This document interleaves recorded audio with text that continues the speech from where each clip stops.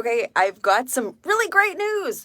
Great news on a Friday. I'm actually just standing around the corner from the House of Commons chamber. I just stepped out. We were just debating, and I just heard some incredible news, and I want to share it with you because this is an example of how your work, your persistence, spreading the word, putting political pressure on the Liberals, even though they're in coalition with the NDP. This is a great example of how together we can make a difference. So again, I'm just standing around the corner from the House of Commons. Breaking news.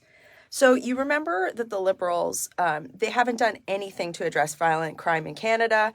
We're seeing huge increases in violent crime, particularly, you see all these things happening in Toronto.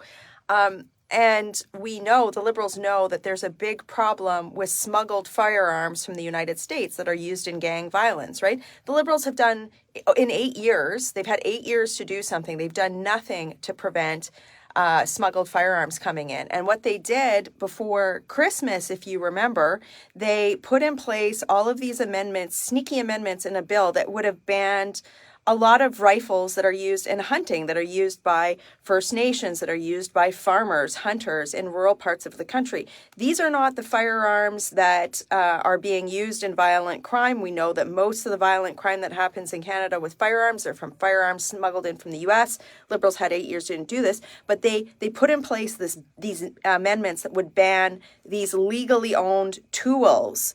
Remember that? So we've all been fighting this. So many of you have been fighting this ban. Well, this morning, after incredible pressure put on the Liberals by you, so many of you have written to Liberal members of Parliament, particularly those in rural areas. You've put so much pressure on them, and then your efforts helped my colleagues, my Conservative colleagues like Dane Lloyd, like Raquel Dancho, that are in the Public Safety Committee, fighting this every day, holding the line at committee, making sure that these amendments can't pass. Your work together, guess what happened? Guess what just happened? The Liberals withdrew those amendments. They actually had to rescind something and walk something crazy back. Sometimes people think that, we can't make a difference together. And I know it's so tough with the Liberals and NDP in coalition. They act as a majority. They make these crazy things that, certainly hurt the country happen.